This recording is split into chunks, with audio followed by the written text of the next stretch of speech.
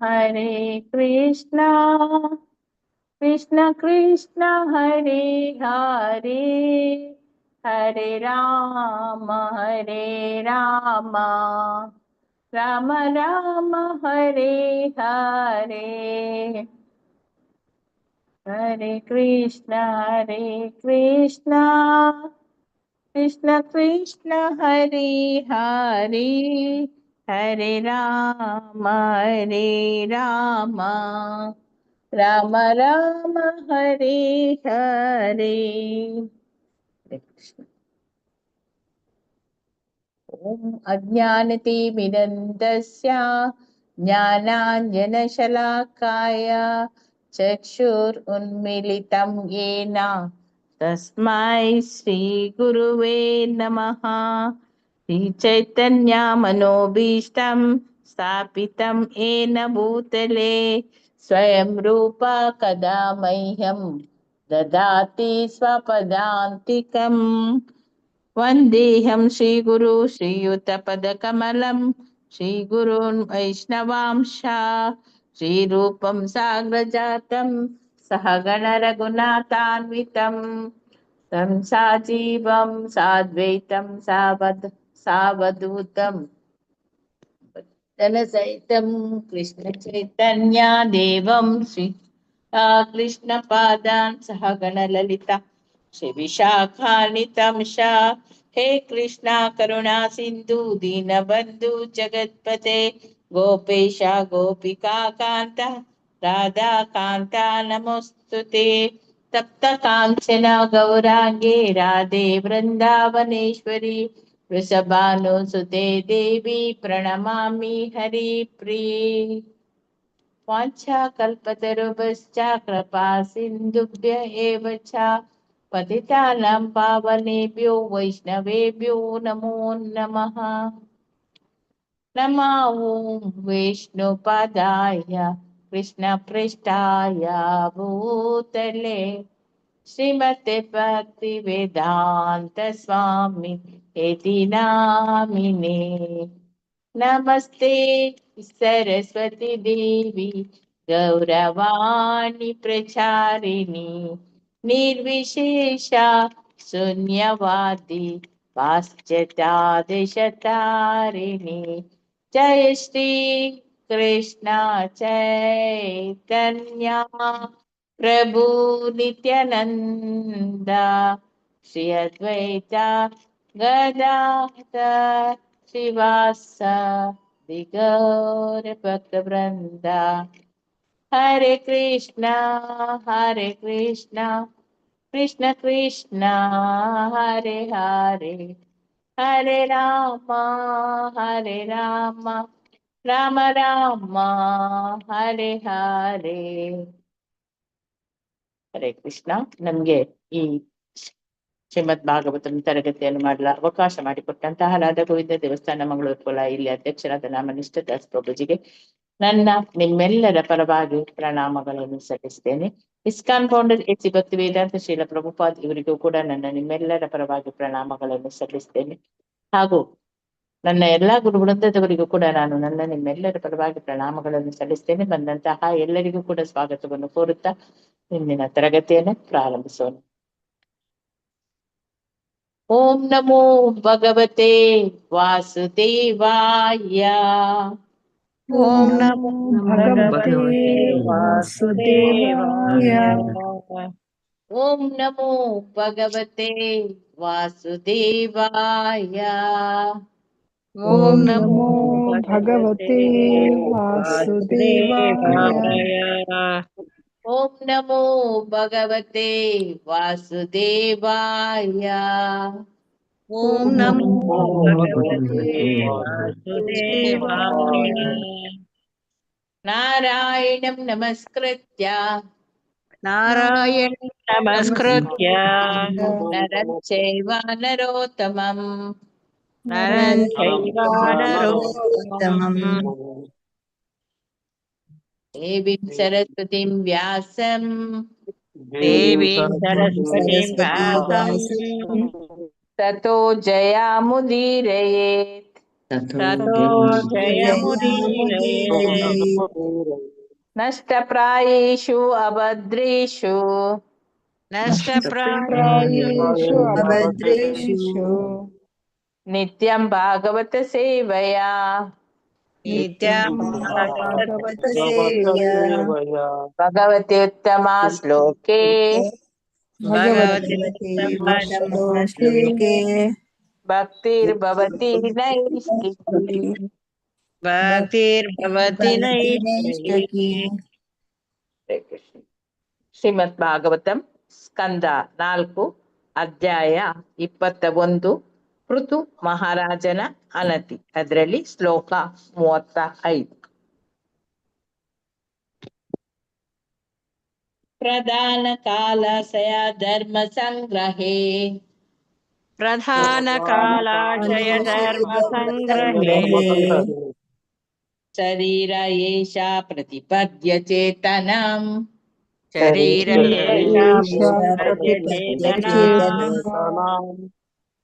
ಕ್ರಿಯಾ ಫಲತ್ವೇನ ವಿಭೂರ್ವಿಭಾವ್ಯತೆ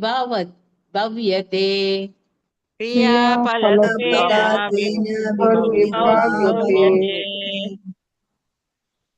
ಯಥಾನಲೋ ದಾರುಷು ತದ್ಗುಣಾತ್ಮಕಾಃ ಯಥಾನಲೋ ದಾರುಷು ತದ್ಗುಣಾತ್ಮಕಃ ಪ್ರಧಾನ ಕಾಲಶಯ ಧರ್ಮ ಸಂಗ್ರಹೇ ಕಾಲಾಶಯ ಧರ್ಮ ಸಂಗ್ರಹ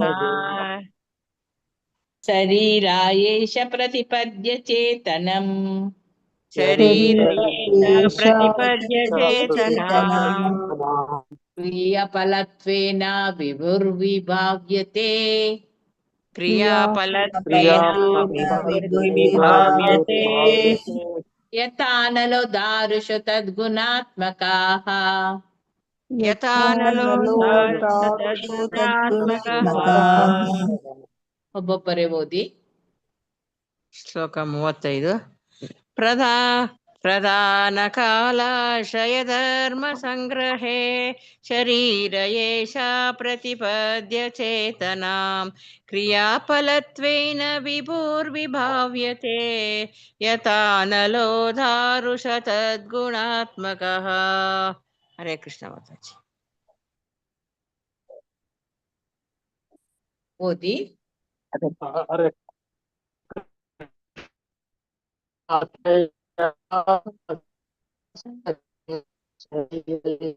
प्रतिपद्यचेतनां क्रियाफलत्वेन विभाव्यते यथा नलो दारुष तद्गुणात्मक. हरे कृष्ण. ಕೃಷ್ಣ ಮತ್ತೆ ಶ್ಲೋಕ 35. ಪ್ರಧಾನ ಕಲಾಶಯ ಧರ್ಮ ಸಂಗ್ರಹೇ ಶರೀರ ಏಷ ಪ್ರತಿಪದ್ಯ ಚೇತನಾಂ ಕ್ರಿಯಾಫಲತ್ವೇನ ವಿಭಾವ್ಯತೆ ಯಥಾನಲೋ ದಾರುಷು ತದ್ಗುಣಾತ್ಮಕಃ. ಹರೇ ಕೃಷ್ಣ ಮಾತಾಜಿ. ಶ್ಲೋಕ 35. ಪ್ರಧಾನ ಕಾಲಾಶಯ ಧರ್ಮ ಸಂಗ್ರಹೇ ಶರೀರ ಏಷ ಪ್ರತಿಪದ್ಯ ಚೇತನಾಂ ಕ್ರಿಯಾಫಲತ್ವೇನ ವಿಭುರ್ವಿಭಾವತೆ ಯದಾ ನಲೋ ದಾರುಷು ತದ್ಗುಣಾತ್ಮಕಃ. ಹರೇ ಕೃಷ್ಣ. ಹರೇ ಕೃಷ್ಣ ಮಾತಾಜಿ.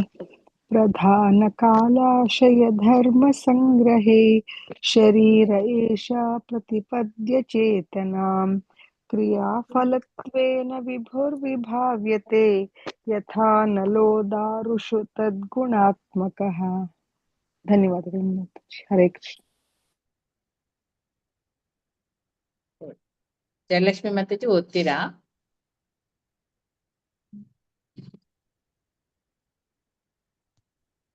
ಪ್ರಧಾನ ಕಾಲಾಶಯ ಧರ್ಮ ಸಂಗ್ರಹೇ ಶರೀರ ಏಷ ಪ್ರತಿಪದ್ಯ ಚೇತನಂ ಕ್ರಿಯಾಫಲತ್ವೇನ ವಿಭುರ್ವಿಭಾವ್ಯತೆ ಯಥಾ ನಲೋ ದಾರುಷ ಸದ್ಗುಣಾತ್ಮಕಾಃ.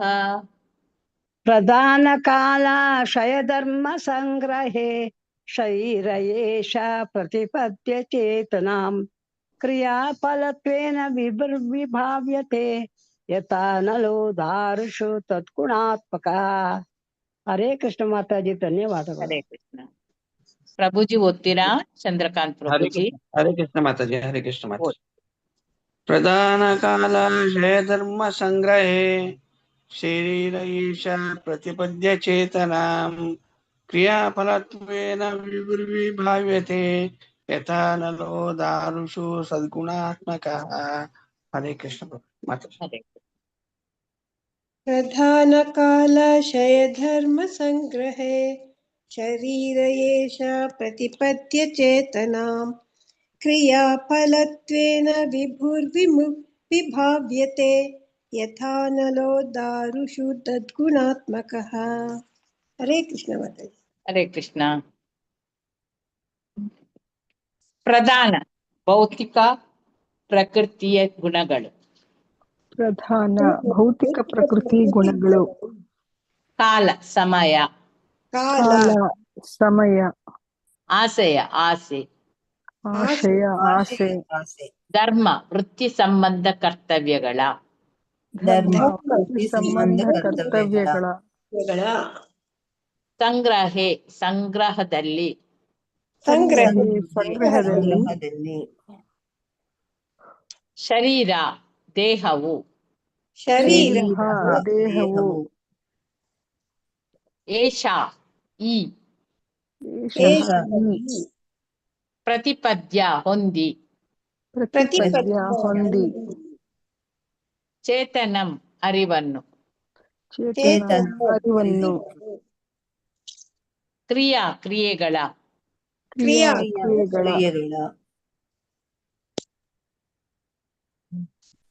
ಫಲತ್ವೇನ ಫಲಸ್ವರೂಪದಿಂದ, ಫಲಸ್ವರೂಪದಿಂದ, ವಿಭು ದೇವೋತ್ತಮ ಪರಮ ಪುರುಷನು, ವಿಭು ದೇವೋತ್ತಮ ಪರಮ ಪುರುಷನು ವಿಭವಕ್ಕೆ ವ್ಯಕ್ತವಾಗುತ್ತಾನೆ, ವಿಭಾವ್ಯತೆ ವ್ಯಕ್ತವಾಗುತ್ತಾನೆ, ಯಥಾ ಹೇಗೆ, ಯಥಾ ಹೇಗೆ, ಅನಲಹ ಬೆಂಕಿಯು, ಬೆಂಕಿಯು, ದಾರಸು ಕಟ್ಟಿಗೆಗಳಲ್ಲಿ, ದಾರಸು ಕಟ್ಟಿಗೆಗಳಲ್ಲಿ, ತದ್ಗುಣಾತ್ಮಕ ಆಕಾರ ಮತ್ತು ಗುಣರೂಪವುಳ್ಳದ್ದು. ತದ್ಗುಣ ಆತ್ಮಕಃ ಆಕಾರ ಮತ್ತು ಗುಣರೂಪವುಳ್ಳದ್ದು. ಅನುವಾದ ಭಾವಾರ್ಥ ಶೀಲ ಪ್ರಭುಪಾದರಿಂದ ಶೀಲ ಪ್ರಭುಪಾದ ಕಿ ಜೈ. ಅನುವಾದ: ದೇವೋತ್ತಮ ಪರಮ ಪುರುಷನ್ನೇ ಸರ್ವ ವ್ಯಾಪಕನಾಗಿದ್ದಾನೆ. ಪ್ರಕೃತಿ, ಕಾಲ, ಬಯಕೆಗಳು ಮತ್ತು ವೃತ್ತಿ ಧರ್ಮಗಳ ಮಿಶ್ರಣದಿಂದ ಮೂಡುವ ವಿವಿಧ ಬಗೆಯ ದೇಹಗಳಲ್ಲಿಯೂ ಅವನೇ ಅಭಿವ್ಯಕ್ತನಾಗಿದ್ದಾನೆ. ಹೀಗೆ ಬೇರೆ ಬೇರೆ ಬಗೆಯ ಮನೋಭಾವಗಳು ವಿಕಾಸಗೊಳ್ಳುತ್ತವೆ. ಒತ್ತಿಕೊಂಡ ಬೆಂಕಿಯು ಮರದ ಆಕಾರ ಮತ್ತು ಆಯಾಮಗಳಿಗೆ ತಕ್ಕಂತೆ ಬೇರೆ ಬೇರೆ ರೀತಿಗಳಲ್ಲಿ ಉರಿಯುವ ಹಾಗೆ ಇದು.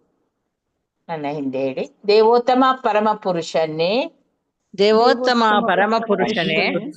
ಸರ್ವವ್ಯಾಪಕನಾಗಿದ್ದಾನೆ. ಪ್ರಕೃತಿ, ಕಾಲ, ಬಯಕೆಗಳು ಮತ್ತು ವೃತ್ತಿ ಧರ್ಮಗಳ ಮಿಶ್ರಣದಿಂದ ವಿವಿಧ ಬಗೆಯ ದೇಹಗಳಲ್ಲಿಯೂ ಅವನೇ ಅಭಿವ್ಯಕ್ತನಾಗಿದ್ದಾನೆ.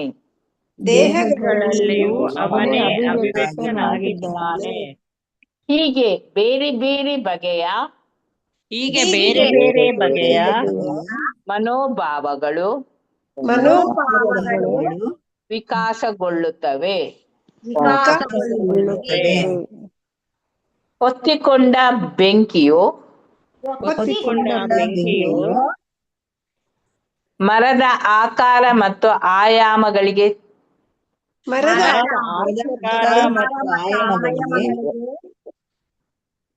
ತಕ್ಕಂತೆ ಬೇರೆ ಬೇರೆ ರೀತಿಗಳಲ್ಲಿ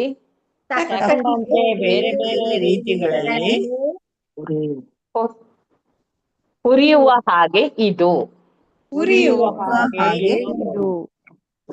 ಹರೇ ಕೃಷ್ಣ.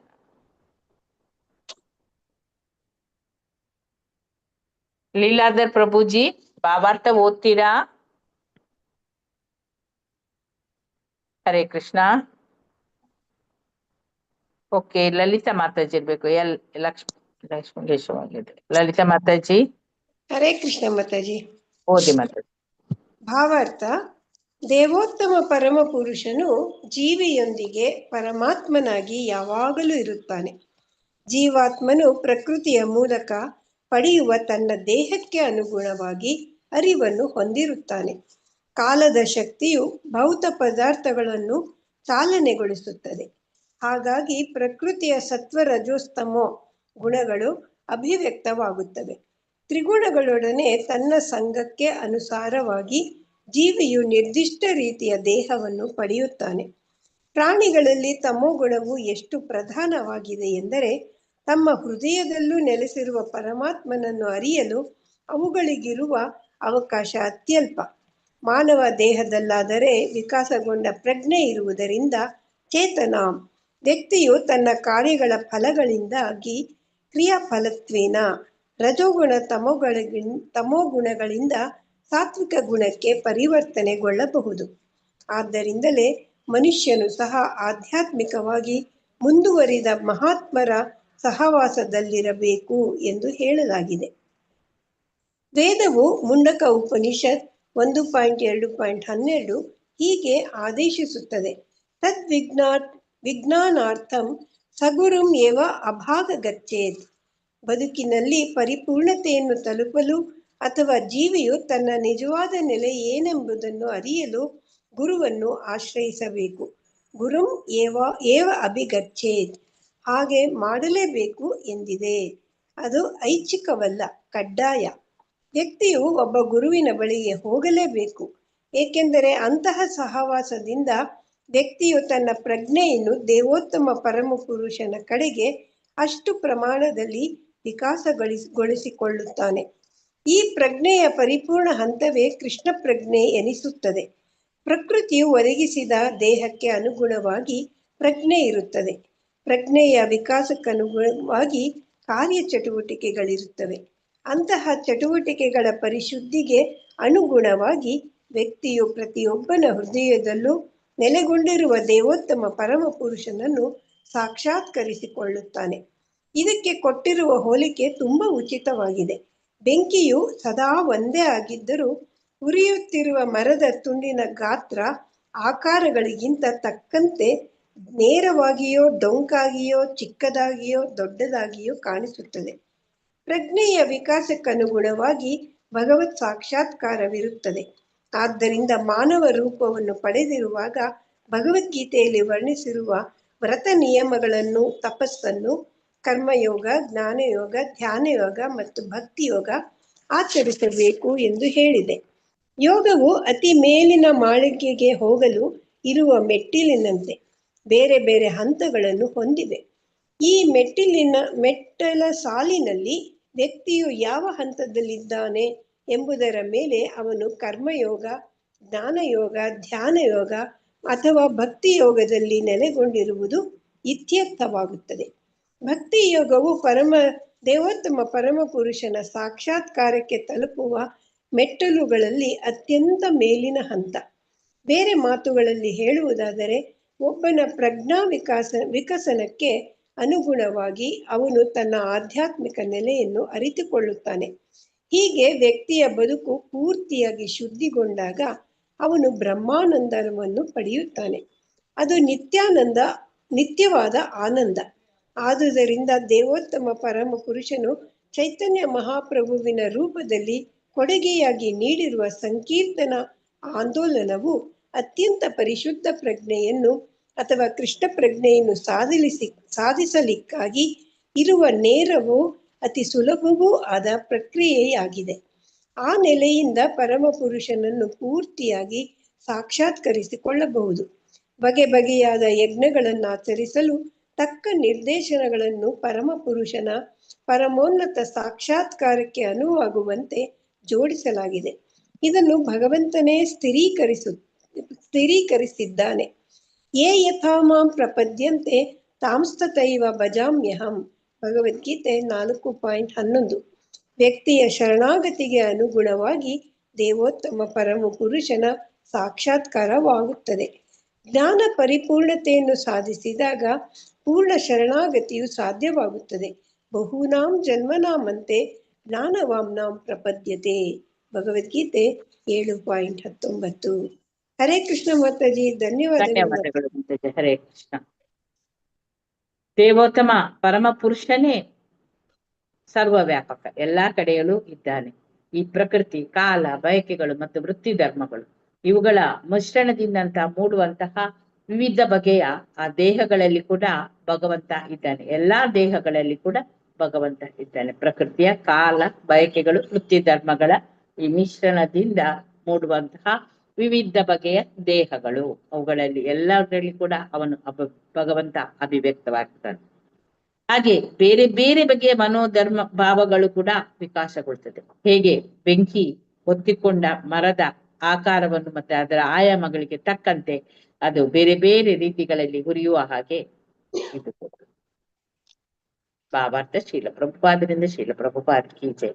ಭಗವಂತ ದೇವೋತ್ತಮ ಪರಮ ಪುರುಷ ಜೀವಿಯೊಂದಿಗೆ ಪರಮಾತ್ಮನಾಗಿ ಯಾವಾಗಲೂ ಇದ್ದೇ ಇರ್ತಾನೆ. ಜೀವಾತ್ಮನು ಪ್ರಕೃತಿಯ ಮೂಲಕ ಪಡೆಯುವ ಈ ತಮ್ಮ ದೇಹಕ್ಕೆ ಅನುಗುಣವಾಗಿ ಅರಿವನ್ನು, ಒಂದು ತಿಳುವಳಿಕೆಯನ್ನು ಹಾಗೆ ಹೊಂದಿದ್ದಾನೆ. ಅಷ್ಟೇ ಅವನಿಗೆ ತಿಳುವಳಿಕೆ. ಪ್ರಕೃತಿಯ ಮೂಲಕ ಪಡೆಯುವಂತಹ ತನ್ನ ದೇಹಕ್ಕೆ ಅನುಗುಣವಾಗಿ ತಿಳಿವನ್ನು ಪಡೆದುಕೊಂಡಿರ್ತಾನೆ. ಕಾಲದ ಶಕ್ತಿಯು ಭೌತ ಪದಾರ್ಥಗಳನ್ನು ಚಾಲನೆಗೊಳಿಸುತ್ತದೆ. ಹಾಗಾಗಿ ಪ್ರಕೃತಿಯ ಈ 3 ಗುಣಗಳು, ರಜ, ಸತ್ವ, ರಜಸ್ಸು, ತಮಸ್ಸು, ಈ ಗುಣಗಳು ಅಲ್ಲಿ ಅಭಿವ್ಯಕ್ತವಾಗ್ತದೆ. ತ್ರಿಗುಣಗಳೊಡನೆ ತನ್ನ ಸಂಘಕ್ಕೆ ಅನುಸಾರವಾಗಿ ಜೀವಿಯು ನಿರ್ದಿಷ್ಟವಾದ ಒಂದು ರೀತಿಯ ದೇಹವನ್ನು ಅವನು ಪಡೆಯುತ್ತಾನೆ. ಪ್ರಾಣಿಗಳಲ್ಲಿ ತಮೋಗುಣ ಎಷ್ಟು ಪ್ರಧಾನವಾಗಿದೆ ಎಂದರೆ, ತಮ್ಮ ಹೃದಯದಲ್ಲೂ ನೆಲೆಸಿರುವಂತಹ ಪರಮಾತ್ಮನನ್ನು ಅರಿಯಲು ಅವುಗಳಿಗಿರುವ ಅವಕಾಶ ಸ್ವಲ್ಪ ಮಾತ್ರ, ಅತ್ಯಲ್ಪ ಅಂತ ಹೇಳ್ಬಹುದು. ಆದ್ರೆ ಮಾನವ ದೇಹದಲ್ಲಿ ಆದ್ರೆ ಈ ವಿಕಾಸಗೊಂಡಂತಹ ಪ್ರಜ್ಞೆ ಅದು ಇರುವುದರಿಂದ ಅಲ್ಲಿ ಚೇತನಂ ಅಂತ ಹೇಳ್ಬೋದು. ವ್ಯಕ್ತಿಯು ತನ್ನ ಆ ಕಾರ್ಯಗಳ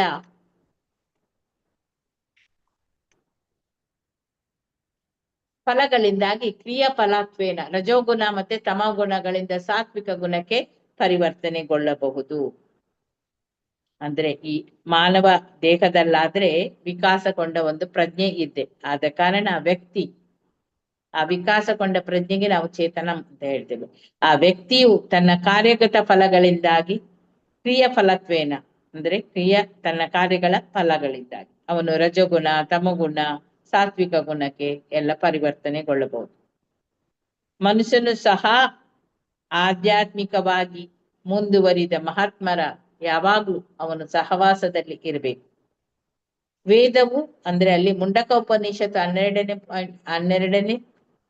12.12 ಅದರಲ್ಲಿ ಈ ತತ್ ವಿಜ್ಞಾನಾರ್ಥಂ ಸ ಗುರುಂ ಏವ ಅಭಾಗಚ್ಚೇತ್ ಅಂದ್ರೆ ಬದುಕಿನಲ್ಲಿ ಪರಿಪೂರ್ಣತೆಯನ್ನು ನಾವು ತಲುಪಬೇಕಾದ್ರೆ ಜೀವಿಯು ತನ್ನ ನಿಜವಾದ ನೆಲೆ ಯಾವುದು ಅದನ್ನು ತಿಳಿದುಕೊಳ್ಬೇಕು. ಅದನ್ನು ತಿಳಿದುಕೊಳ್ಬೇಕಾದ್ರೆ ಅವನು ಗುರುವನ್ನು ಆಶ್ರಯಿಸ್ಬೇಕು. ಗುರು ಏವಂ ಅಭಿಗಚ್ಚೇತ್, ಹಾಗೆ ಮಾಡ್ಲೇಬೇಕು ಎಂದಿದೆ ಅಲ್ಲಿ. ಗುರುವನ್ನು ಆಶ್ರಯಿಸಲೇಬೇಕು.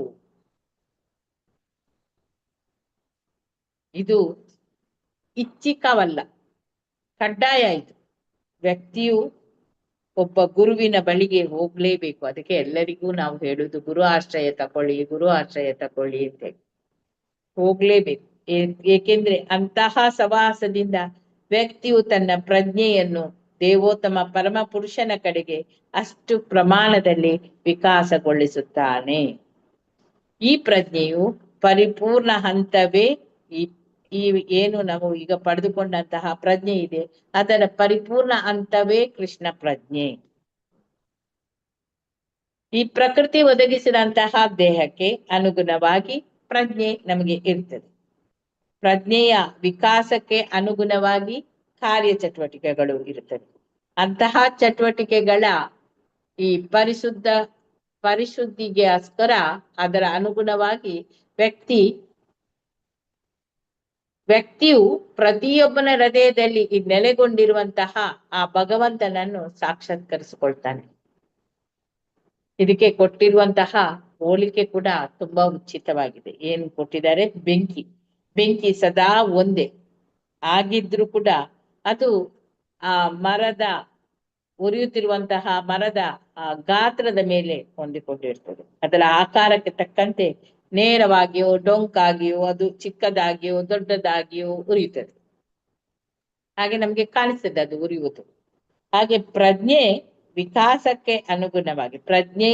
ವಿಕಾಸಕ್ಕೆ ಅನುಗುಣವಾಗಿ ಭಗವತ್ ಸಾಕ್ಷಾತ್ಕಾರ ಕೂಡ ಇರ್ತದೆ. ನಾವು ಮಾನವ ರೂಪವನ್ನು ಪಡೆದಿದ್ದೇವೆ. ಭಗವದ್ಗೀತೆಯಲ್ಲಿ ವರ್ಣಿಸಿರುವಂತಹ ಆ ವ್ರತ ನಿಯಮ ತಪಸ್ಸುಗಳನ್ನು ಅಂದ್ರೆ ಆ ಕರ್ಮಯೋಗ, ಜ್ಞಾನ ಯೋಗ, ಭಕ್ತಿ ಯೋಗ ಇದನ್ನು ನಾವು ಆಚರಿಸಬೇಕು ಅಂತ ಹೇಳಿದೆ. ಕರ್ಮಯೋಗ, ಜ್ಞಾನ ಯೋಗ, ಭಕ್ತಿ ಯೋಗ, ಧ್ಯಾನ ಯೋಗ ಇದನ್ನು ನಾವು ಅನುಸರಿಸಲೇಬೇಕು. ಯೋಗವು ಅತಿ ಮೇಲಿನ ಮೆಟ್ಲಿಗೆ ಹೇಳ್ಬೇಕು. ಅತಿ ಎತ್ತರದ ಫ್ಲಾಟಿಗೆ ಹೋಗ್ಬೇಕಾದ್ರೆ ಅಥವಾ ಆ ಮಾಳಿಗೆಗೆ ಹೋಗ್ಬೇಕಾದ್ರೆ ನಾವು ಮೆಟ್ಟಲಿನಿಂದ ಬೇರೆ ಬೇರೆ ಹಂತಗಳನ್ನು ಏರ್ಬೇಕು. ಮೆಟ್ಟಲು ಹೇಗೆ ಸ್ಟೆಪ್ ಬೈ ಸ್ಟೆಪ್ ಹತ್ಕೊಂಡು ಹೋಗ್ಬೇಕು ಅಂತೇಳಿ. ಈ ಮೆಟ್ಟಲ ಸಾಲಿನಲ್ಲಿ ವ್ಯಕ್ತಿಯು ಯಾವ ಹಂತದಲ್ಲಿ ಇದ್ದಾನೆ ಎಂಬುದರ ಮೇಲೆ ಅವನು ಕರ್ಮಯೋಗ, ಜ್ಞಾನ ಯೋಗ, ಧ್ಯಾನ ಯೋಗ ಹಾಗೂ ಈ ಭಕ್ತಿ ಯೋಗ ಇದು ನೆಲೆಗೊಂಡಿರ್ತದೆ.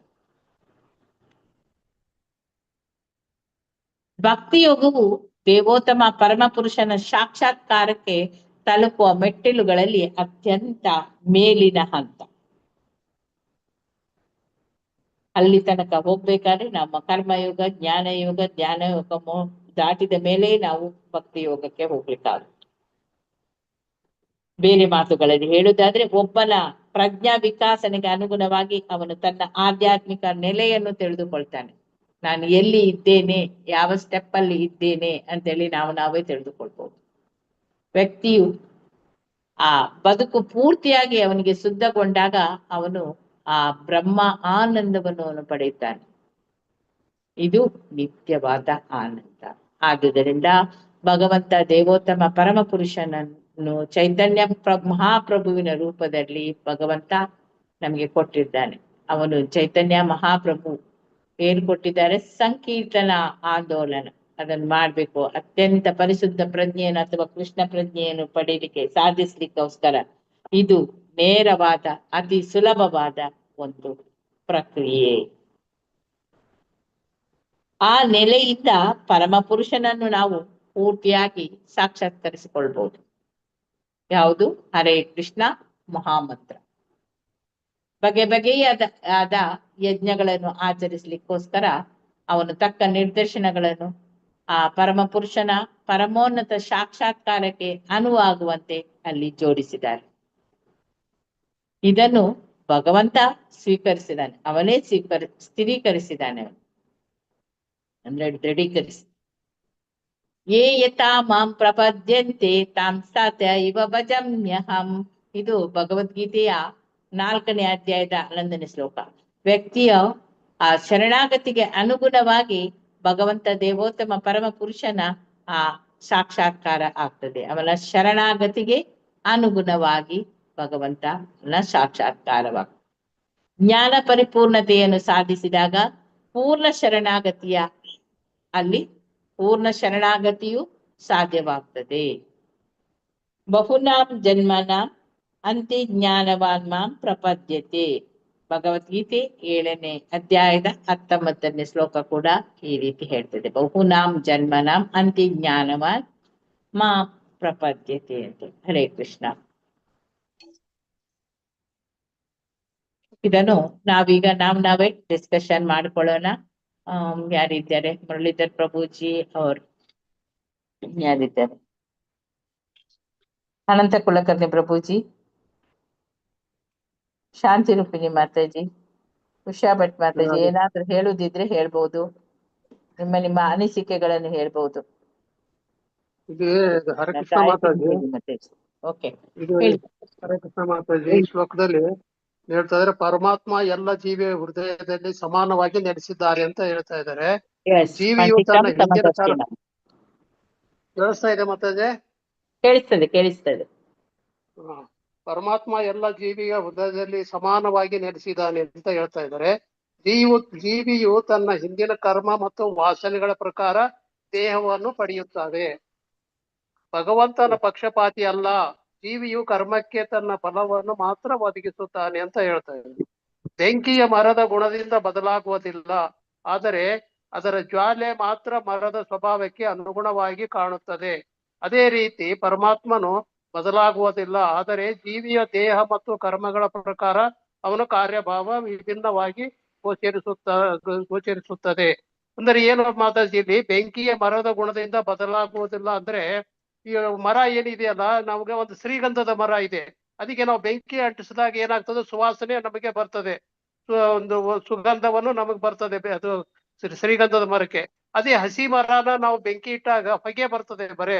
ಅದೇ ರೀತಿ ಭಗವಂತನು ಪರಮಾತ್ಮ ಬದಲಾಗುವುದಿಲ್ಲ, ಅವನು ಜೀವಿಗೆ ದೇಹ ಕರ್ಮದ ಪ್ರಕಾರ ಅವರವರ ಕರ್ಮದ ಪ್ರಕಾರ ಅವರು ಕಾರ್ಯಭಾವ ವಿಭಿನ್ನವಾಗಿ ಗೋಚರಿಸ್ತಾರಂತ ಹೇಳ್ತಾ ಇದ್ದಾರೆ. ಆದ್ದರಿಂದ ನಮ್ಮ ಜೀವನವನ್ನು ಶುದ್ಧ ಭಕ್ತಿಯಲ್ಲಿ ತೊಡಗಿಸಿದರೆ ಭಗವಂತನ ಕೃಪೆಯಿಂದ ಸಂಪೂರ್ಣವಾಗಿ ಅನುಭವಿಸಬಹುದು ಅಂತ ಹೇಳ್ತಾ ಇದ್ದಾರೆ. ಹರೇ ಕೃಷ್ಣ ಮಾತಾಜಿ. ಹರೇ ಕೃಷ್ಣ. ಹರಿ ಬೋಲ್. ಓಕೆ, ಇನ್ನು ಬೇರೆಯವರು ಹೇಳ್ಬೋದು. ಎಲ್ಲರಿಗೂ ಮುಕ್ತಾವಕಾಶ. ಹೇಳಿ, ಯಾರಿಗೆ ಏನ್ ಅನಿಸಿತು, ಎಕ್ಸ್ಟ್ರಾ ಏನಾದ್ರು ಇದ್ರೆ ಅದು ಹೇಳ್ಬೋದು. ಏನ್ ಅನಿಸಿತು ಅದನ್ನು ಹೇಳಿ.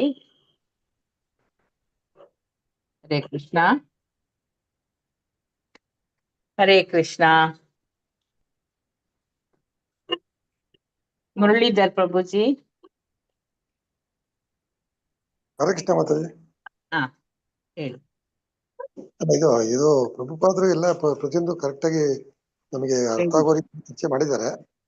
ಹೌದು. ಒಂದು 2-3 ಪಾಯಿಂಟ್ ಏನು ಅಂದ್ರೆ, ಒಂದು ಅಲ್ಲಿ ಭಗವದ್ಗೀತೆಯಲ್ಲಿ 5-6 ಕಡೆಯಲ್ಲಿ ಭಗವಂತ ಒಳಗಡೆ ನಮ್ಮಲ್ಲಿ ಇದ್ದಾನೆ ಅಂತ ಹೇಳಿ ಬರ್ತಾ ಇದೆ. ಅಂದ್ರೆ ಇದನ್ನ ಜ್ಞಾಪಕ ಮಾಡೋಕ್ಕೋಸ್ಕರ ಅಷ್ಟೇನೆ. ಸರ್ವಸ್ಯ ಚಾಂ ಹೃದಯ ಸಂವಿನಿಷ್ಠೋ ಅಂತ ಇದೆ. ಆಮೇಲೆ ಅಂಶ ಜೀವನಕ್ಕೆ ಜೀವಭೂತ ಸನಾತನ ಅಂತಿದೆ. ಆಮೇಲೆ ಆಮಾತ್ಮ ಗುಡಾಕೇಶ ಸರ್ವಭೂತಾಶ್ರಯ ಸ್ಥಿತ ಅಂತಿದೆ. ಈಗ ಈ ತರ ಒಂದು 5-6 ಕಡೆ ಅಥವಾ ಇನ್ನೂ ಬೇರೆ ಬೇರೆ ಕಡೆ ಬಂದಿರೋ ಪ್ರಕಾರವಾಗಿ ಭಗವಂತನು ಹೃತ್ಕಮಲದಲ್ಲಿ ಇದ್ದಾನೆ ಅಂತೇಳಿ ಒಂದು, ಇದು ನಮ್ಮ ವೇದ ಶಾಸ್ತ್ರ ಪ್ರಾಣದಿಂದ ಒಂದು ವಿಷಯ. ಇನ್ನ ನಾವು ಯಾರ ಹತ್ರ ಆದ್ರೂ ಮಾತಾಡುವಾಗ ಭಗವಂತ ದೇವರು ಎಲ್ಲಿದ್ದಾನೆ, ನಾವೇನ್ ನಂಬೋದಿಲ್ಲ, ನಾವೇನ್ ಮಾಡೋದಿಲ್ಲ, ಏನ್ ಪ್ರೂಫ್ ಇದೆ ಅಂತ ಇಲ್ಲಿ ಕೇಳೋರಿದ್ದಾರೆ. ಅದಕ್ಕೆ ಒಂದೇ ಸಾಲಿನ ಉತ್ತರ ಅಂದ್ರೆ, ಈಗ ನಾನು ಜೀವಂತವಾಗಿದ್ದೇನೆ, ಇದೇ ಭಗವಂತ ಇರೋದಕ್ಕೆ ಒಂದು ಪ್ರೂಫ್. ಯಾಕಂದ್ರೆ ಭಗವಂತ ಇರ್ಲಿಲ್ಲ ಅಂತಂದ್ರೆ ನಾವು ಜೀವಂತ ಇರಕ್ಕೆ ಸಾಧ್ಯನೇ ಇಲ್ಲ. ಭಗವಂತ ಇರೋದಕ್ಕೆ ನಮ್ಮ ದೇವನ ಪವಿತ್ರ ಅಂತಾರೆ. ಯಾಕಂದ್ರೆ ದೇವಾಲಯದಲ್ಲಿ ದೇವರಿದ್ದಾಗ ಮಾತ್ರ ಅದಕ್ಕೆ ಪವಿತ್ರ ಅಂತ ಹೆಸರು. ಯಾವ್ದಾದ್ರು ತಾವು ಹಳೆ ಕಾಲದ ಪಾಳಗುಡಿಗಳಲ್ಲಿ ನೋಡ್ಬೇಕು, ಮಧ್ಯದಲ್ಲಿ ದೇವ್ರಿಲ್ಲ ಅಂತಂದ್ರೆ ಅದು ಬೆಲೆ ಇಲ್ಲ ಅದಕ್ಕೆ. ಅದೇ ರೀತಿ ದೇವಾಲಯ ಅಂತ ಬಹಳ ಜನ ಶರಣರು ದಾಸರು ಎಲ್ಲಾರು ಹೇಳಿದ್ದಾರೆ. ಆ ದೇವಾಲಯದಲ್ಲಿ ದೇವರಿದ್ದಾಗ ಮಾತ್ರ ಅದಕ್ಕೆ ಬೆಲೆ. ಯಾಕಂದ್ರೆ ಅದಿದ್ದಾಗ ಮೊದಲು ಅದಕ್ಕೆ ಉಸಿರಾಡುತ್ತದು. ಉಸಿರಾಡಿದಾಗ ಅವರಿಗೆ ಒಂದು ಪ್ರಜ್ಞೆ ಅಂತ ಇದ್ದು ಏನಾದ್ರು ಒಂದು, ಆಮೇಲೆ ಭಗವಂತನ ಅಂಶರೂಪವಾದಂತ ಆತ್ಮ ಅಂತೇಳಿ, ಭಗವಂತನ ಅಂಶರೂಪವಾದ ಆತ್ಮವನ್ನ ಹೇಗೆ ಅರ್ಥ ಮಾಡ್ಕೊಳ್ಳೋದು ಅಂತ ಕೆಲವರೆಲ್ಲ ಕೇಳಿದಾಗ ಅಲ್ಲಿ 2-3 ಉದಾಹರಣೆ ಬರುತ್ತೆ. ಒಂದು ಉದಾಹರಣೆ ಅಂತಂದ್ರೆ, ಒಬ್ಬ ಸೂರ್ಯ ಭಗವಂತ ಇದ್ದಾನೆ, ಸೂರ್ಯನ ಭಗವಂತ ಅಂತ ನಾವು ಒಪ್ಕೋಬಹುದು. ಯಾಕಂದ್ರೆ ಸೂರ್ಯನಿಂದ ಎಲ್ಲಾ ಶಕ್ತಿಗಳು ನಮ್ಗೆ ಬರ್ತಾ ಇದೆ. ಆದ್ರೆ ಸೂರ್ಯನ ಮತ್ತು ಸೂರ್ಯನ ಕಿರಣ ಈ ಎರಡಕ್ಕೆ ಇದರಲ್ಲಿ ವ್ಯತ್ಯಾಸ ಏನು ಅಂದ್ರೆ, ಸೂರ್ಯನಿಂದ ಉತ್ಪತ್ತಿಯಾದಂತ ಕಿರಣ, ಸೂರ್ಯನಿಗೆ ಎಷ್ಟು ಶಕ್ತಿ ಇದೆಯೋ ಅದರ ಅಲ್ಪ ಶಕ್ತಿ ಒಂದು ಕಿರಣಕ್ಕಿದೆ. ಆದ್ರೆ ಕಿರಣವೇ ಸೂರ್ಯ ಅಲ್ಲ. ಮತ್ತೆ ಕಿರಣ ವಾಪಸ್ಸು ಸೂರ್ಯನ ಸೇರಕ್ಕೆ ಸಾಧ್ಯನೂ ಇಲ್ಲ. ಆದ್ರೆ ಸೂರ್ಯನಲ್ಲಿರ್ತಕ್ಕಂಥ ಬೆಳಕು ಮತ್ತು ಶಾಖ ಎರಡೂ ಕಿರಣದಲ್ಲಿ. ಹಾಗಾಗಿ ಎಷ್ಟು ಕಿರಣಗಳಿದಾವೆ ಅಂತಂದ್ರೆ ಅಸಂಖ್ಯ ಕೋಟಿ ಕಿರಣಗಳಿದಾವೆ ಅಂತ. ಅದೇ ರೀತಿ ಅಸಂಖ್ಯ ಕೋಟಿ ಆತ್ಮಗಳಿದಾವೆ. ಪರಮಾತ್ಮ ಒಬ್ಬನೇ ಇದ್ದಾಗಲೂ. ಹಾಗಾಗಿ ಪರಮಾತ್ಮನ ಒಂದು ಏನಂದ್ರೆ ಅವ್ರದ್ದು ಒಂದು ವಿಶೇಷ ಗುಣ ಅಂದ್ರೆ ಅನಂತ ಗುಣಗಳಿದೆ. ಒಂದು ಸಚ್ಚಿತ್ತಾನಂದ, ಅದರಲ್ಲಿ ಆನಂದ ಅಂತೇಳಿ. ಆನಂದ ಅನ್ನೋದು ಆತ್ಮದ ಗುಣ. ಆ ಆತ್ಮದ ಗುಣ ಒಳಗಡೆ ಇದ್ದಾಗ ನಾವು ಅದನ್ನ ಯಾಕೆ ಈಗ ಅವ್ರು ಕೇಳಿದ್ರು ಕಟ್ಟಿಗೆ ಬೇರೆ ಬೇರೆ ಆಗಿದ್ರೆ ಬೆಂಕಿ ಬೇರೆ ಬೇರೆ ಆಗಿ ಬರುತ್ತೆ. ಅದು ಏನಾಗಿದೆ ಅಂತಂದ್ರೆ, ನಮ್ಮಲ್ಲಿ ಭಗವಂತನ ಅಂಶ ಇದ್ರೂ ಸಹ ನಮ್ಮಲ್ಲಿ ಎಷ್ಟೋ ಜನ್ಮಗಳಿಂದ ಅಜ್ಞಾನ ಅಂತಿದೆ. ಅದರಿಂದಾಗಿ ನಾವು ಈ ಶರೀರ ನಾನು ಮನಸ್ಸು ನಾನು ತಿಳ್ಕೊಂಡು ನಾವು ಭ್ರಮೆಯಿಂದ ಎಷ್ಟೋ ಪ್ರಮಾದ ಮಾಡ್ತಾ ಇದೀವಿ. ಅದರದ್ದೇ ಕರ್ಮ ಜಾಸ್ತಿ ಆಗಿರೋದು. ಅಂದ್ರೆ ಅದು ಅದಕ್ಕೆ ವಾಸನ ಅಂತ ಹೆಸರು. ವಾಸನ ಕರ್ಮ ಸೈಕಲ್ ಅಲ್ಲಿ ಅದು ಮತ್ತೆ ಸಿಕ್ಕಾಕೊಂಡಿದೆ. ಈಗಲಾದ್ರೂ ಈ ಜನ್ಮದಲ್ಲಾದ್ರೂ ನಾವೇನಾದ್ರೂ ಒಂದು ಜ್ಞಾನಿಗಳನ್ನ ಸಂಪರ್ಕ ಮಾಡಿ ಆ ಜ್ಞಾನಿಗಳಿಗೆ ಆತ್ಮ ಸಾಕ್ಷಾತ್ಕಾರ ಮತ್ತೆ ಭಗವತ್ ಸಾಕ್ಷಾತ್ಕಾರ ಎರಡೂ ಆಗಿರ್ತದೆ. ಎಲ್ಲ ಭಗವಂತನ ಕೃಪೆಯಿಂದ ಆಗಿರೋದು. ಅದೇ ಕೃಪೆ ನಮಗೂ ಬರುತ್ತೆ. ಹಾಗಾಗಿ ನಾವು ಅದನ್ನ ಈ ಪ್ರತಿನಿತ್ಯ ನಮ್ಮ ಕೈಲಿ ಏನಾಗ್ತಾ ಇದೆ ಅದನ್ನ ನಾವು ಖಂಡಿತ ಮಾಡ್ಲೇಬೇಕಾಗುತ್ತೆ. ಇದು ಕೃಷ್ಣನ ಒಂದು ಪರಮ ಅನುಗ್ರಹ. ಹರೇ ಕೃಷ್ಣ. ಹರೇ ಕೃಷ್ಣ. ಧನ್ಯವಾದಗಳು. ಹರಿ ಬೋಲ್ ಪ್ರಭುಜಿ. ಇನ್ಯಾರಾದ್ರೂ ಬೇರೆ ಏನಾದ್ರೂ ಹೇಳಲಿಕ್ಕಿದೆಯಾ? ಹರೇ ಕೃಷ್ಣ. ಮತ್ತೆ 2 ಶ್ಲೋಕ ಕೊಟ್ಟಿದಾರಲ್ಲ ಪ್ರಭುಜಿ, ಯಾರು ಎಷ್ಟೆಷ್ಟು ಭಕ್ತಿ ಮಾಡ್ತಾರೆ ಆ ತರ ಭಗವಂತ ಅವರಿಗೆ ಅನುಗ್ರಹ ಮಾಡ್ತಾನೆ ಅಂತ. ಅದೊಂದು ತಾಮಂ ಪ್ರಪದ್ಯಂತೆ ತಾಂ ತಥೈವ ಭಜಾಮ್ಯಹಂ ಅದೊಂದು. ಮತ್ತೊಂದು ಬಹುನಾಮ್ ಜನ್ಮನಾಮಂತೆ ಅದೊಂದು ಹೇಳಿದ್ದಾರೆ. ಅಂದ್ರೆ ಎಷ್ಟೋ ಹೌದು. ಜನ್ಮಗಳು ಕೆಲವು ತಕೊಳ್ತಾರೆ. ಅಂದ್ರೆ ಅವರು ಬೇರೆ ಬೇರೆ ಧ್ಯಾನ ಯೋಗ, ಅಷ್ಟಾಂಗ ಯೋಗ ಇದನ್ನೆಲ್ಲ ಮಾಡ್ತಾರೆ. ಆದ್ರೆ ಅವರು ನೇರವಾಗಿ ಭಗವಂತನ ಭಕ್ತಿ ಮಾಡೋದಿಲ್ಲ. ಇವರೆಲ್ಲ ಎಷ್ಟೋ ವರ್ಷಗಳನ್ನು ತಕೊಳ್ತಾರೆ, ಅಂತೂ ಕೊನೆಗೂ ಭಗವಂತನ ಹತ್ರನೇ ಬರ್ತಾರೆ ಅಂತ ಹೇಳಿದ್ದಾರೆ. ಎಷ್ಟೋ ವರ್ಷದ ನಂತರ ಆದ್ರೂ ಬರ್ತಾರೆ. ಅದೆರಡು ಶ್ಲೋಕ ಹೇಳಿದಿರ. ಹರೇ ಕೃಷ್ಣ ಮಾತಾಜಿ. ಎಕ್ಸ್ಟ್ರಾ ಹೇಳಿದ್ದು ನಾನು ಪ್ರಭುಜಿ ಹೇಳಿದ ನಂತರ. ಹರೇ ಕೃಷ್ಣ. ಹರೇ ಕೃಷ್ಣ. ಹರೇ ಕೃಷ್ಣ. ಓಕೆ, ಇನ್ನೇನಾದ್ರೂ ಇದೆಯಾ ಅಥವಾ ನಾವಿಲ್ಲಿಗೆ ಎಂಡ್ ಮಾಡೋಣವಾ? ಹರೇ ಕೃಷ್ಣ. ಗಾಯತ್ರಿ ದೇವಿ ಮಾತಾಜಿ ಏನಾದ್ರೂ ಹೇಳಿಕೆ ಇದೆಯಾ ಮಾತಾಜಿ? ಹೊನ್ನಯ್ಯ ಪ್ರಭುಜಿ ಏನಾದ್ರೂ ಹೇಳಲಿಕ್ಕಿದೆಯಾ? ಇಲ್ಲ ಮಾತಾಜಿ. ಹರೇ ಕೃಷ್ಣ. ಲಲಿತಾ ಮಾತಾಜಿ ಇನ್ಯಾರಿದ್ದಾರೆ? ಹೇಳ್ಬಹುದು, ಯಾರಿಗೂ ಅವಕಾಶ ಇದೆ. ಏನಾದ್ರೂ ನಮ್ಮಿಂದೆಲ್ಲ ತಪ್ಪಾದ್ರೂ ಅದನ್ನು ನೀವು ಹೇಳ್ಬಹುದು, ಅಥವಾ ನಮ್ಮಿಂದ ಏನಾದ್ರೂ ಮರ್ತು ಹೋಗಿರ್ಬೋದು. ಇಲ್ಲದಿದ್ರೆ ನಾವು ಎಂಡ್ ಮಾಡೋಣ. ಉಷಾ ಭಟ್ ಮಾತಾಜಿ ಏನಾದ್ರೂ ಇದೆಯಾ ಹೇಳಲಿಕ್ಕೆ? ಎಂಡ್ ಮಾಡೋಣವಾ? ವಾಂಚಾ ಕಲ್ಪತರುಭ್ಯಶ್ಚ ಕೃಪಾ ಸಿಂಧುಭ್ಯ ಏವ ಚ ಪತಿತಾನಾಂ ಪಾವನೇಭ್ಯೋ ವೈಷ್ಣವೇಭ್ಯೋ ನಮೋ ನಮಃ. ಅನಂತ ಕೋಟಿ ಭಕ್ತ ವೃಂದ ಕಿ ಜೈ. ನಾಮಾಚಾರ್ಯ ಹರಿದಾಸ್ ಠಾಕೂರ್ ಕಿ ಜೈ. ಜಗದ್ಗುರು ಶ್ರೀಲ ಪ್ರಭುಪಾದ್ ಕಿ ಜೈ. ಧನ್ಯವಾದಗಳು ಉಳಿದಿರುವ ಮಾತಾಜಿ. ಎಲ್ಲಾ ಭಕ್ತರಿಗೂ ಈ ದಿನ ಮಂಗಳಮಯವಾಗ್ಲಿ. ಎಲ್ಲರಿಗೂ ಏಕಾದಶಿಯ ಶುಭ ಕಾಮನೆಗಳು. ಯಾಕೆಂದ್ರೆ ಎಲ್ಲರೂ ಕೂಡ ಏಕಾದಶಿ ಉಪವಾಸವನ್ನು ಮಾಡಿ, ನಿಮ್ಗೆ ನೀರಾಹಾರ ಸಾಧ್ಯ ಇಲ್ಲದಿದ್ರೆ ಆ ಫ್ರೂಟ್ಸ್, ಹಾಲು, ನೀರು ಅದೆಲ್ಲ ಏನಾದ್ರೂ ತಕೊಂಡಾದ್ರೂ ಮಾಡಿ, ಧಾನ್ಯಗಳನ್ನು ತಿನ್ಬೇಡಿ ಅಷ್ಟೇ. ಧನ್ಯವಾದಗಳು ಮಾತಾಜಿ. ಹರೇ ಕೃಷ್ಣ. ಎಲ್ಲರೂ ಗುರು ಮಹಾರಾಜರ ಆರೋಗ್ಯಕ್ಕಾಗಿ ಹಾಗೂ ಎಲ್ಲರಿಗೂ ಕೂಡ ಭಕ್ತಿಯಲ್ಲಿ ಮುಂದುವರಿಲಿ ಅಂತ ಹೇಳ್ತಾ ನಾವು ಹರೇ ಕೃಷ್ಣ ಮಹಾಮಂತ್ರವನ್ನು ಹೇಳಿ ತರಗತಿಯನ್ನು ನಿಲ್ಲಿಸೋಣ. ಹರೇ ಕೃಷ್ಣ. ಹರೇ ಕೃಷ್ಣ. ಕೃಷ್ಣ ಕೃಷ್ಣ ಹರೇ ಹರೇ. ಹರೇ ರಾಮ ಹರೇ ರಾಮ ರಾಮ ರಾಮ ಹರೇ ಹರೇ. ಹರೇ ಕೃಷ್ಣ. ಹರೇ ಕೃಷ್ಣ ಕೃಷ್ಣ ಕೃಷ್ಣ ಹರೇ ಹರೇ. ಹರೇ ರಾಮ ಹರೇ ರಾಮ ರಾಮ ರಾಮ ಹರೇ ಹರೇ. ಹರೇ ಕೃಷ್ಣ. ಹರೇ ಕೃಷ್ಣ ಕೃಷ್ಣ ಹರೇ ಹರೇ. ಹರೇ ರಾಮ ಹರೇ ರಾಮ ರಾಮ ರಾಮ ಹರೇ ಹರೇ. ಧನ್ಯವಾದಗಳು ಮಾತಾಜಿ. ಧನ್ಯವಾದಗಳು ಮಾತಾಜಿ. ಧನ್ಯವಾದಗಳು ಮಾತಾಜಿ. ಧನ್ಯವಾದಗಳು.